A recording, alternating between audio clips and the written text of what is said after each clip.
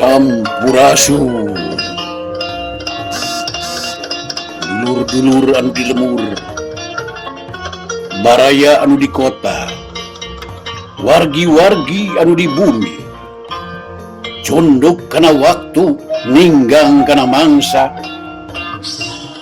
Ayeuna urang patepang deui dina acara DHS Dongeng Heureuy Sunda, diasuh ku Sim Kuring Mamma Arif Hidayat. Judul carita Ngahakan Sapatu. Sumangga wilujeng ngadangukeun.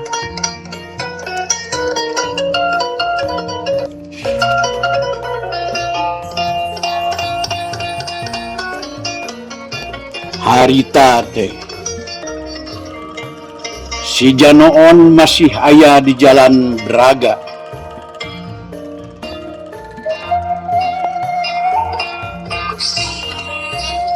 Keur jongkok bari ngahuleng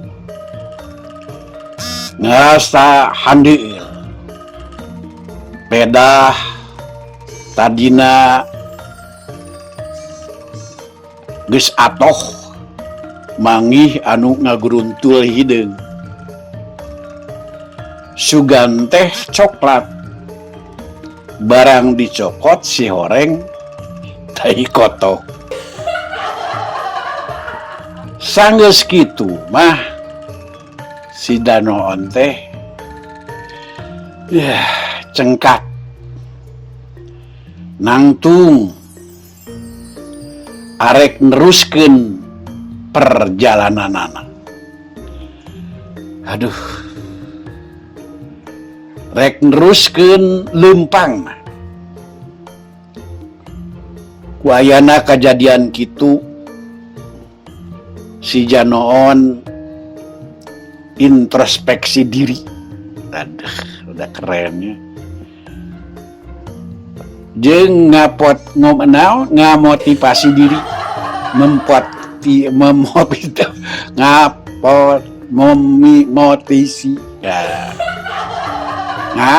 motivasi diri yen hirup kumelendang di alam dunya teh papasangan aya beurang, aya peuting, aya caang, aya poek, aya turun oge aya naik. Nu di luhur aya nu di luhur, aya nu di handap, aya sia, aya jaya. Nah, kamari keur sia keun we dina hiji waktu mah insyaallah meureun bakal jaya. Ku boga pikiran gitu, si Janoon terus jalan, terus leumpang anu tembus ka jalan Asia Afrika. Nah, dari terjadi ka Gang Abadi nama jalannya terus lah ka jalan Afrika. Kendaraan pabaliut ya biasa seperti mobil, motor, pasuliur gitu. Malah katinggal ku si Janoon aya Gedung Merdeka, tempat sejarah diayakeunana Konferensi Asia Afrika anu matak jalan oge di ngaranan Jalan Asia Afrika. Nah. Wah, tidinya si Janoon terus leumpang jurusan ke alun-alun Bandung.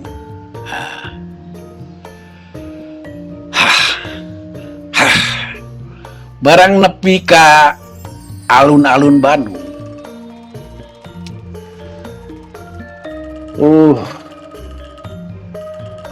Barang nepi ka alun-alun Bandung. Tempatna ayeuna mah ditata sedemikian rupa. Waduh, hebat. Tingkat cida endahna, kacida hebatna. Baheula mah wah di dinya teh kumuh ayeuna mah hebat. Dikurilingan ku gedung-gedung tingkat tinggi seperti masjid, aya bangunan gereja, aya bioskop, jeung sajabana.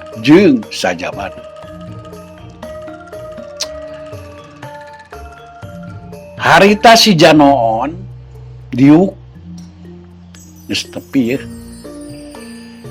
Diuk dikoresi tempat dikoresi anu ieu dijieun biasa ku ieu tembok teh anu aya di taman alun-alun. Santai. Serius tapi santai. Asup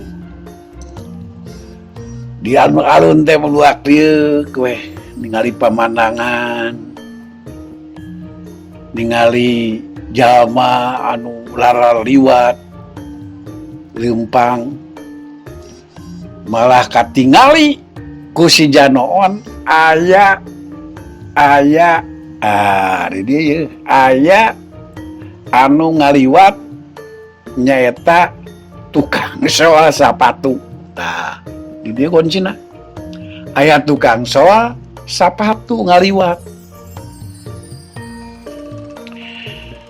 Eta tukang soal sapatu ngareret karena sapatuna si Janoon anu calangap we kusabab naon ji hakna coplok. Eta sapatu teh calangap kusabab hakna coplok. Atuh ningali kitu tukang soal sapatu nyamperkeun ka si Janoon. Ketayep ciri khas baheula dongeng ketayep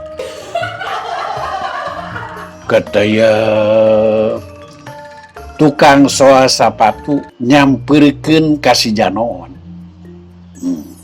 Ketayep barang geus deukeut eta tukang soal sapatu teh melong alias ningali karena sapatuna si Janoon anu calangap kusabab hakna coplok.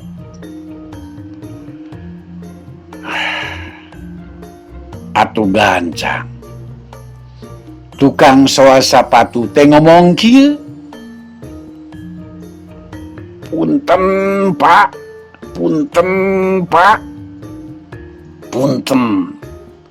eta sapatu calangap hakna coplok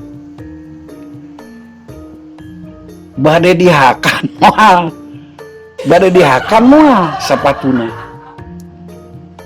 Cek tukang soal sapatu kasih Janoon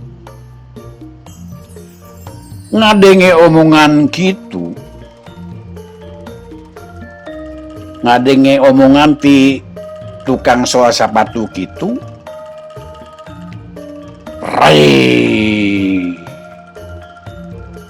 si Janoon beungeutna beureum bakat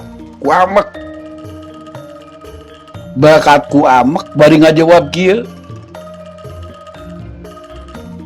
hakan we ku sia goblok sapatuna aing mah teu beuki sapatu sangoge loba keneh. Cek si Janoon jamotrot atuh baeud kita ngahakan sepatu bisa karena di dahar meureun da di dahar padahal mah dihakan di dahar jeung dihakan teh saruanya atuh gancang tukang sepatu ngaleos bari ngomong kieu punten manawi teh sepatuna bade dihakan oh tukang sepatu bari ngaleos pedah ngahakan sapatuna teu berhasil. Waktos nase. Cag urang cekapkeun dugi ka dieu heula. Insyaallah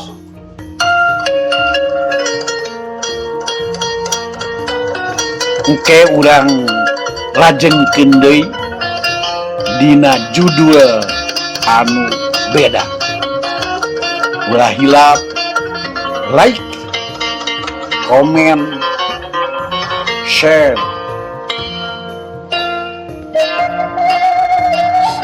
subscribe. Atur nuhun pisan ka sadayana.